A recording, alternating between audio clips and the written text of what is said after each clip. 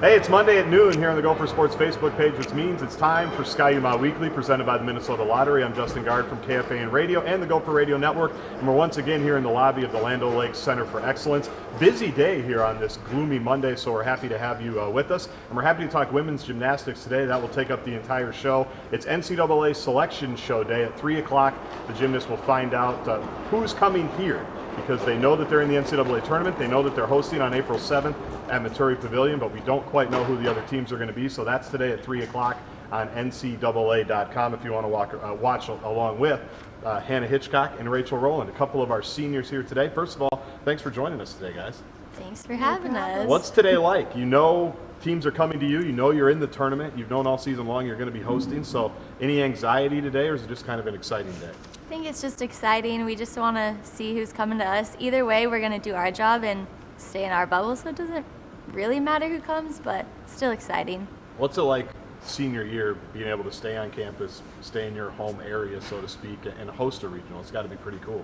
Yeah, this is ideal, really. We love competing at home, and any chance we can get to compete in the PAV is just the best. And the last time we made it further in the NCAA tournament, we were at home, and so we know we can get the job done here. So you guys are seniors. Does it feel like you're seniors? Does it feel like your careers are winding down, so to speak, or does it feel like you just got here? And I know you guys spend an awful lot of time together, so take us through that whole thing.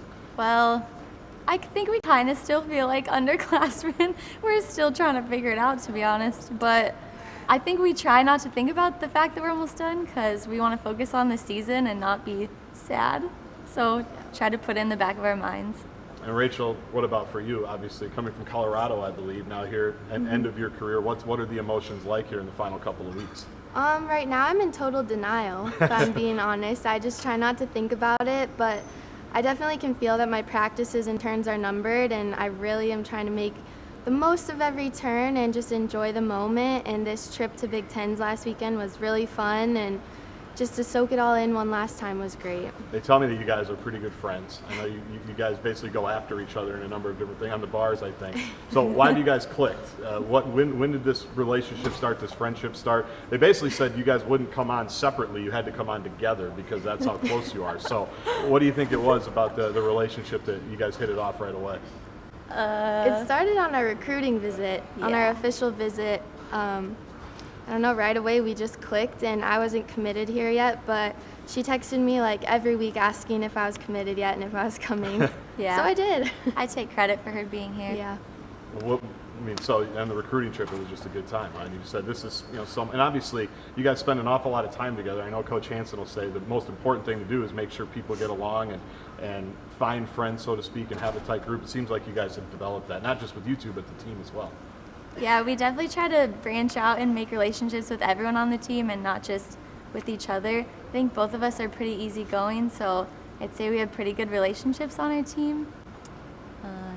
Yeah, we spend a lot of time together outside the gym, so when we're at team events or functions, we really try to branch out and talk to other people because there's no reason we need to be together every minute of every day. Not all the time.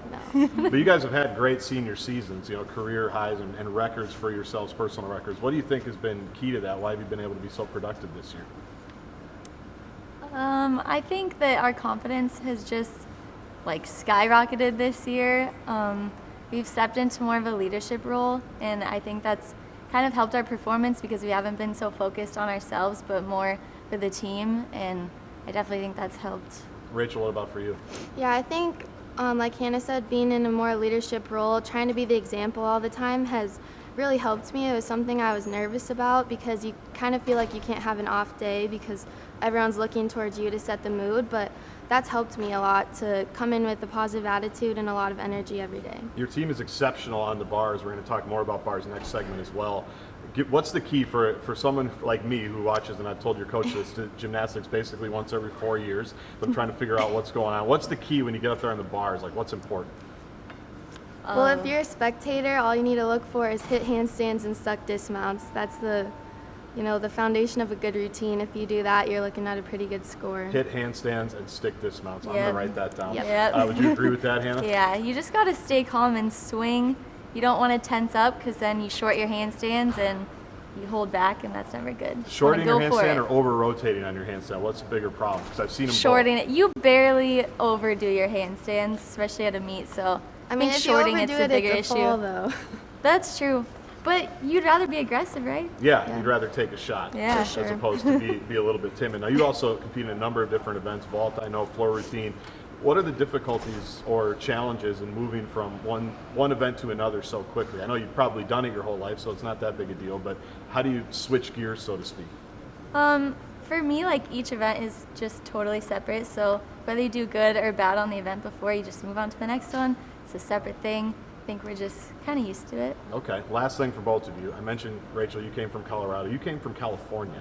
So how do you end up, I mean, I'm sure it was for days like this where it's sleeting and it's snowy and you said, It's perfect. beautiful. It's terrific out here. But how did you guys end up here? Like, what do you remember about your recruiting process and why the University of Minnesota was going to be a good fit? Two of my teammates, Lindsay Mabel and Bailey Abernathy, were on the gymnastics team here, and they said just wonderful things about it. And I came out here for a visit, and I was really surprised that I liked it, and it didn't look like Antarctica, so I was really impressed. All right, and what about you from California? The main thing that stood out is just the coaches and the team were so welcoming when I came here. Like that really stood out from other schools.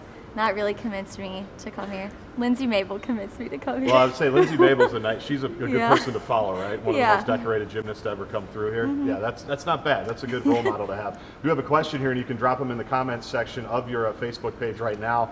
Megan wants to know for both of you as we wrap up, what are your favorite memories of being Golden Gophers? Hannah, we can start with you. Some of my favorite memories are the bus trips for sure. We like to sing, and we like to have Paige conduct our choir, and I think that's like one of my favorite memories is just having fun on the bus. What songs? Oh, Bleeding Love by Bleeding Leona Love? Lewis. Okay, that's kind of the go-to. Yeah.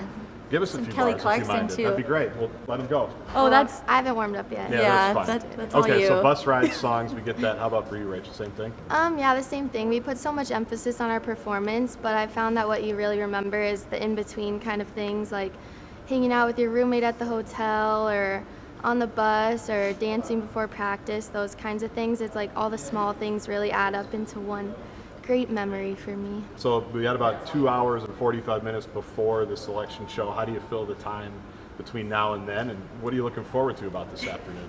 Well, we have weights. Okay. gonna do a lift. We're gonna do a lift. That'll be super fun. I think we have a meeting. Yeah, and then we have a leadership meeting. So Weights and a Lots of leadership good meeting. stuff. And then it's 3 o'clock at ncaa.com. Well, Hannah, Rachel, thanks for joining us. Good luck in the remaining days as Golden Gophers. Don't think about the end. Think about what's coming up here on April 7th. We appreciate you taking the time. thank you. Thanks for having us.